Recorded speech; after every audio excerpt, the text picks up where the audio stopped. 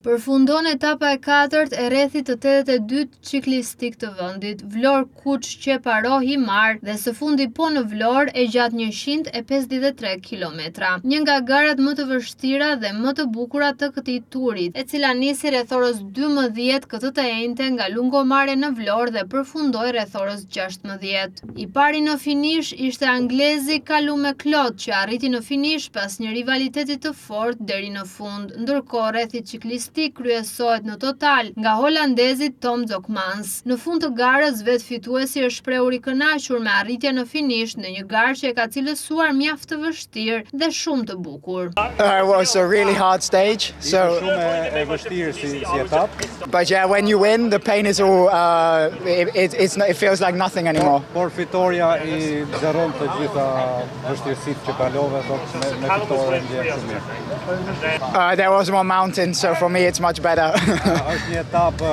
që ka malore, ndryshe nga të tjerat, edhe ishte pothuajse etapa nga etapat më të vështira. Si skuadër, jemi një skuadër që punojmë fort për fitoren, përfshi edhe ata që janë grupi I ndihmës, me fjalë me mekanik, me trajner, ata punojnë fort që neve të jemi këto formë.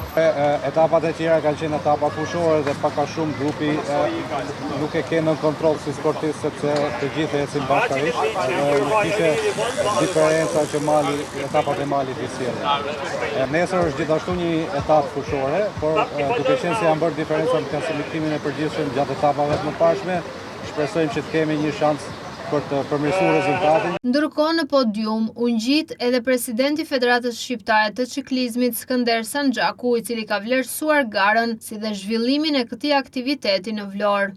Ishte një fitore e madhe që ne fituam dje në Vlorë, si qytet heroik për mua që ka pasur gjithmonë në vazhdimsi ciklizmit, duke filluar nga Muharrem Ahmeti, nga Zagol Leste, Despir Banushi, Aldo. Filloj në mëngjes në ora 12, deri në Kuç shkoja zakonisht mirë, dihet që në çdo aktivitet fillojnë ndarje duke pasur ngjitje zbritje, e patëm mundësinë që mund ta fitonim, por me thënë drejtën ishte ekip shumë I fortë ekipi holandez, kishte I përgatitje shumë të fortë. Erdhët momentet e fundit, bën gati afër 40 sekonda me njëri tjetrin si grup, nuk mundesh dot të futesh ky djali, ky Fabrice që është në Itali që garon me neve. Ky që momenti e humbëm dhe fanellën e verdhë që pretendonin për ta marrë.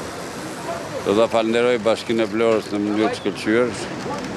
Klubi Shumë Sports në bashkëpunim me neve është I partner I vërtet. Rrethi I 82 ciklistik mbyllet të premten e 30 majit me etapën e fundit Vlorë Fier Lushnjë Fier.